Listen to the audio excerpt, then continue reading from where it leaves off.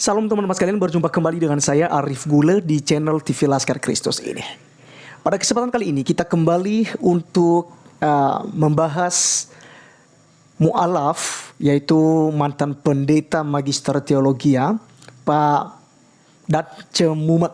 Ya, Pak Dance Mumek ini adalah orang yang lagi viral, ya, di mana dia membawa nama Kristen lagi dan mencoba untuk membandingkannya terhadap agama barunya, dan tentu saja dia menyampaikan tentang hal-hal kekristenan yang salah dan tidak sesuai pada iman, ya, yang diimani oleh orang-orang Kristen. Maka teman-teman sekalian, saya mengajak kita untuk menonton terlebih dahulu videonya sebelum kita berkomentar. Berikut videonya. Berdasarkan perjanjian Abraham disebutkan turun-temurun mesti disunat, dan Yesus Kristus disunat. Iya. Betul. Saya juga sebelum mualaf mungkin sudah 7 tahun disunat. Karena itu saya lihat bukan karena agamanya tetapi Yesusnya. Iya. Dan juga dilakukan oleh Yesus dan dilakukan oleh Muslim, yakni berpuasa. Di dalam Bible 40 hari 40 malam. Mungkin kalau kita comparekan dengan kalender Yahudi 1 bulan. Dan tidak ada agama yang ikuti itu selain Muslim. Iya. Saya merasa berdosa jika tidak masuk Islam. Karena di sana Yesus mengamanatkan yang dilakukan oleh orang-orang Muslim. Betul. Iya. Pada Matius 26, di situ Yesus Kristus dan murid-muridnya. Yesus melangkah ke depan, murid-muridnya ada di belakang. Lalu dia berdoa dengan metode yang dilakukan oleh para Muslim. Bersujud. Bersujud, kepala menyentuh dasar lantai. Iya. Luar biasa. Saya mengikuti jejak Yesus sehingga saya masuk Islam. Oke, teman-teman sekalian, itulah yang disampaikan oleh Pak Dance Mumek, ya, mengenai sunat dan juga puasa, kemudian tentang sholat, ya, karena ini terus jualan mereka teman-teman sekalian, dan ini lagu lama. Sekali lagi lagu lama. Yesus sujud sampai mukanya ke tanah dan dia sebagai imam, murid-muridnya ada di belakang untuk mengikutinya, ya. Jadi nanti kita akan cek, ya. Nah teman-teman sekalian, pertama-tama dulu kita akan bahas mengenai sunat, ya. Teman-teman, sunat memang adalah perjanjian bagi keturunan Abraham, ya. Allah berfirman bahwa setiap anak laki-laki harus disunat, harus di khatan, teman-teman sekalian, dihitan, ya, sebagai tanda perjanjian Allah dengan Abraham, ya. Jadi teman-teman sekalian, tanda. Jadi sebenarnya sunat ini lebihnya itu ke tanda sebenarnya sebagai orang-orang kepunyaan Tuhan, ya. Jadi ini juga, ya, sunat itu juga harus dilakukan jika hidup seseorang itu akan melakukan semua hukum Taurat, ya. Tapi ngomong-ngomong begini teman-teman sekalian, kalau Dance Mumek itu mengatakan bahwa hanya karena sunat itu sehingga juga dia menjadikan alasan untuk masuk ke agama Islam. Pertanyaan saya begini, apakah Nabi junjungan Anda saat ini Pak Dance Mumek itu disunat? Gitu, ya. Silakan nanti berikan dalilnya atau tanggapin video saya. Apakah ada ayatnya bahwa Muhammad itu pernah sunat, ataupun ada ceritanya, ada kisahnya, ya, Nabi junjungan Anda yaitu Muhammad disunat, gitu, ya. Karena dari sepengetahuan kami sebagai orang-orang Kristen dan juga dari beberapa orang yang keluar daripada Islam menyatakan bahwa Muhammad itu tidak disunat. Tidak ada ayatnya yang membenarkan bahwa Nabi Muhammad disunat. Tidak pernah disunat, bahkan keluarga Nabi tidak pernah disunat. Anda bisa buktikan kapan disunatnya. Sedangkan sunat itu membuktikan itu pewaris. Ya, itu tidak bisa terbantahkan. Jadi pertama saya jelaskan bahwa kebenaran yang Bapak sampaikan itu kebenaran subjektif, Pak. Bukan subjektif, itu sejarah. Itu sejarah, itu Pak Ari, historis. tunggu dulu Pak Ari. Itu Pak historis. Ismail lagi menjelaskan, tunggu sebentar. Pak Ari diam dulu, biar Pak Ismail jelasin dulu. Saya mengatakan historis, bukan subjektif. Kalau subjektif saya ngarang. Ini historis. bahwa sunat itu menjadi tanda, ya. Sedangkan bangsa Quraisy itu di mana bangsa Quraisy pernah disunat? Gak ada ceritanya. Oke. Coba Anda jelaskan, Quraisy pernah disunat nggak? Oke, gini, Ada Pak. nggak Quraisy disunat? Pertama, Enggak, jawab dulu. Quraisy ada disunat nggak? ada, Pak. Siapa? Setelah Rasul jadi Islam itu, Setelah Rasulullah, sebelum Rasulullah, pernah disunat nggak? waduh, kalau masalah begitu, Pak, kita harus Loh, berbicara bukan, itu historis, Pak. Itu Kalau historis, itu masalah begitu, sejarah. kita kan Muhammad, jelas Muhammad tidak pernah disunat. Bahkan keluarga Nabi. Nah, kemudian teman-teman sekalian, juga dalam Alkitab, ya, kita akan baca di dalam Roma pasal 2 ayat yang ke-25 mengenai sunat ini teman-teman sekalian, karena ini sudah dirangkul oleh Rasul Paulus dan diberikan pemahaman yang jelas dan mudah dimengerti tentang sunat, ya. Saya akan bacakan Roma 2 ayat 25, dikatakan begini. Sunat memang ada gunanya jika engkau mentaati hukum Taurat. Tetapi jika engkau melanggar hukum Taurat, maka sunatmu tidak ada lagi gunanya. Gitu ya. Nah, jadi teman-teman sekalian, dalam melakukan yang namanya sunat, kita mengharapkan pembenaran karena sunat, maka wajib untuk kita melakukan seluruh hukum Taurat. Nah, teman-teman sekalian, kita tahu sendiri bahwa tidak ada orang yang dengan sempurna melakukan semua hukum Taurat, ya. Jadi kalau di ayat di dalam Roma 2 ayat 25 tadi menerangkan bahwasanya kalau kamu, ya, menyunatkan dirimu, maka wajib juga untuk kita melakukan 10 hukum Taurat, ya. Itu kewajiban buat kita, ya. Maka teman-teman sekalian, jelas di situ bahwa sunat yang dimaksudkan adalah bukan sunat secara lahiriah lagi, melainkan sunat hati kita yang sudah dibaharui, yang sudah dimerdekakan dari hukum Taurat itu sendiri. Karena Yesus datang untuk menggenapi hukum Taurat, dan hukum Taurat berlaku itu hanya sampai di zaman Yohanes Pembaptis, teman-teman sekalian, kita katakan sebagai nabi besar. Lukas 16 ayat 16. Hukum Taurat dan kitab para nabi berlaku sampai kepada zaman Yohanes, dan sejak waktu itu kerajaan Allah diberitakan dan setiap orang menggagahinya, berebut memasukinya. Nah, jadi teman-teman sekalian, jelas juga disampaikan ke kita di situ bahwasanya hukum Taurat itu ya mentok di situ di zaman Yohanes Pembaptis. Kemudian kita akan masuk dalam hukum-hukum yang baru sesuai yang diajarkan oleh Tuhan Yesus Kristus. Hukum Taurat sudah dirangkum oleh Tuhan Yesus dalam 2 hal, ya, yaitu kasih secara vertikal kepada hubungan manusia dengan Allah, dan juga secara horizontal hubungan manusia dengan sesamanya. Dan juga teman-teman sekalian, di dalam Galatia 5 ayat kedua dan ayat yang ke-6 juga kita diingatkan, sesungguhnya aku Paulus berkata kepadamu, jikalau kamu menyunatkan dirimu, Kristus sama sekali tidak akan berguna bagimu. Sebab bagi orang-orang yang ada di dalam Kristus Yesus, hal bersunat atau tidak bersunat tidak mempunyai sesuatu arti, hanya iman yang bekerja oleh kasih, ya. Jadi jelas sebenarnya teman-teman sekalian bahwa sunat dalam kekristenan itu bukan hal yang prioritas lagi, dan itu tidak mempengaruhi keselamatan kita. Sunat tidak sunat itu tidak mempengaruhi keselamatan, karena itu hanya sebagai tanda perjanjian antara manusia dengan Allah di zaman Abraham dan sampai kepada keturunan-keturunan Bani Israel. Ya. Nah, teman-teman sekalian, saya akan bacakan satu ayat lagi, 1 Korintus pasal 7 ayat 18 sampai 19 dikatakan, kalau seorang dipanggil dalam keadaan bersunat, janganlah ia berusaha meniadakan tanda-tanda sunat itu. Dan jikalau seorang dipanggil dalam keadaan tidak bersunat, janganlah ia mau bersunat, sebab bersunat atau tidak bersunat tidak penting. Yang penting ialah mentaati hukum-hukum Allah. Itu yang paling terpenting. Nah, jadi kalau Pak dan Cemumek disunat, ya, 7 tahun sebelum masuk Islam, berarti dia udah gede, udah besar, berarti selama ini hidup dalam kekafiran dong.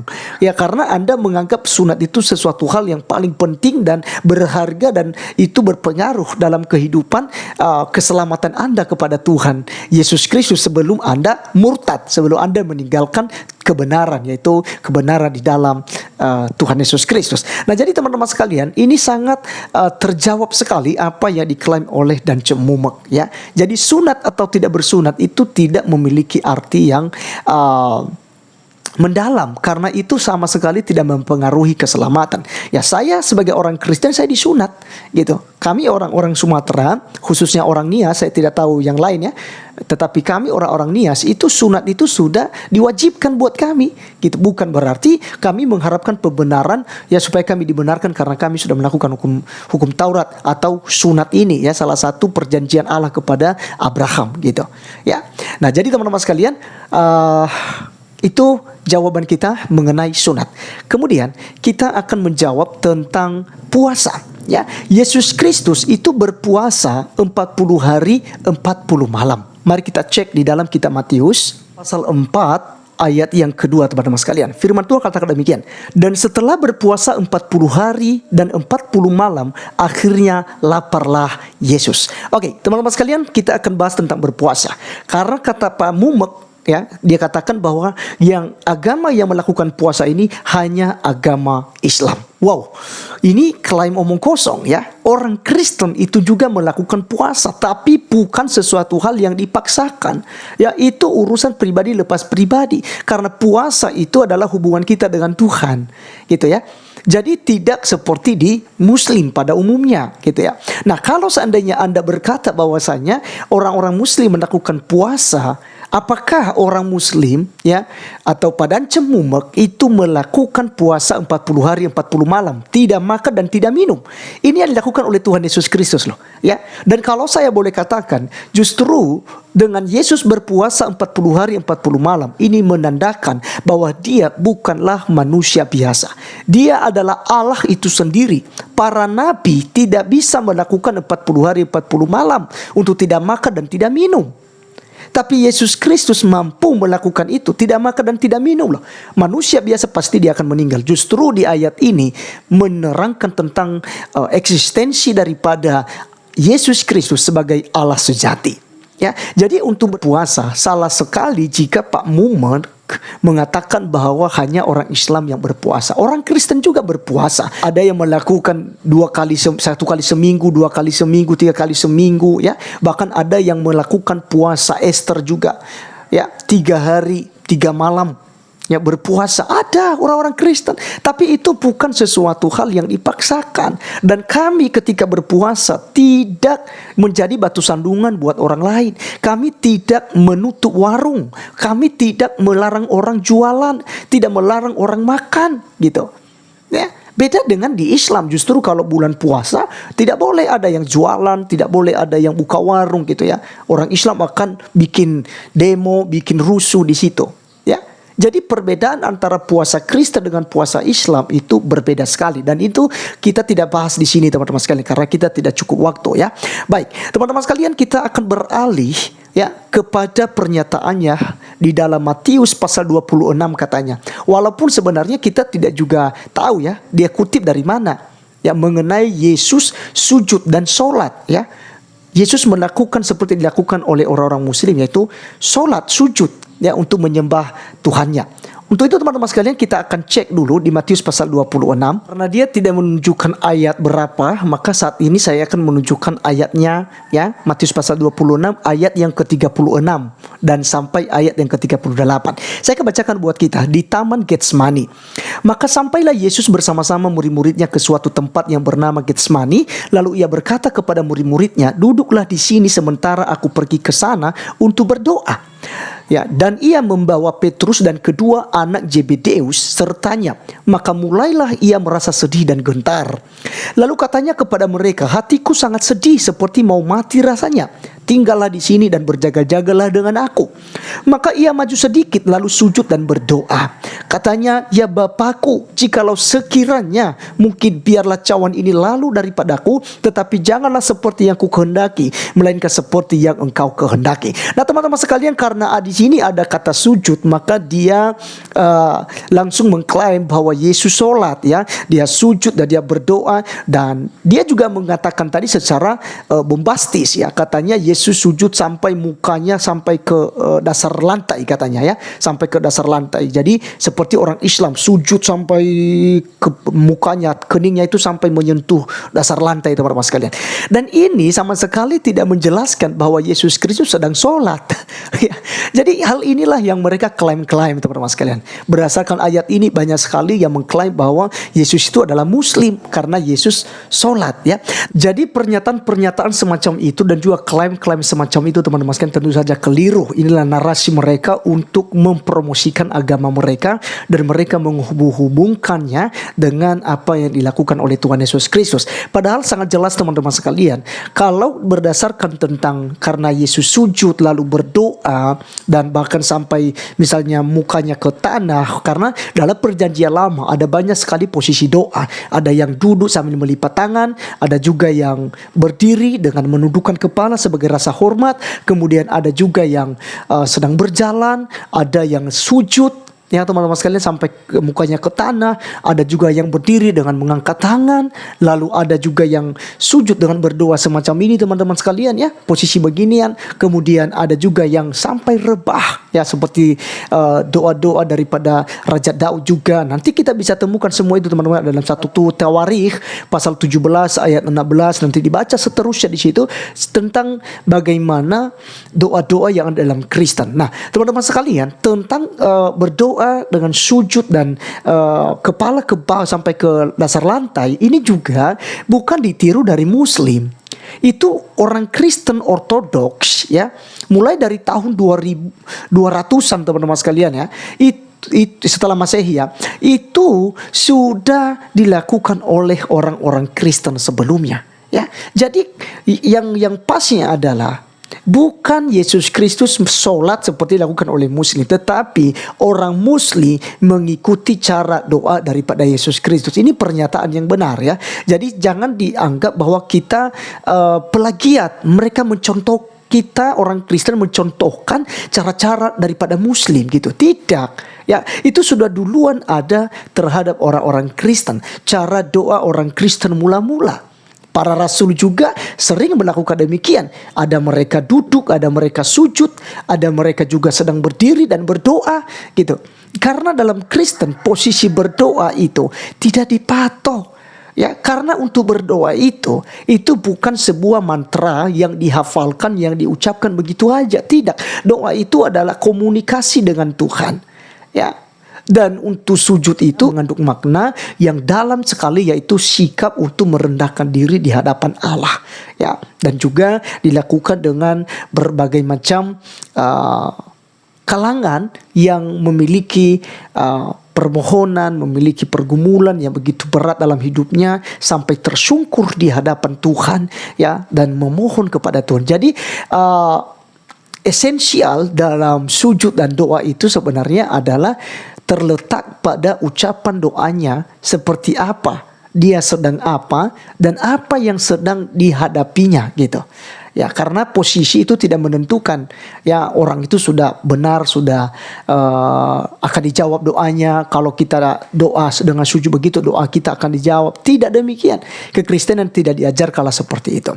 Oke, baik teman-teman sekalian, mungkin itu saja penjelasan dari saya. Kiranya video kali ini boleh menjadi berkat buat kita, dan sampai ketemu di video saya selanjutnya. Tuhan Yesus memberkati kita.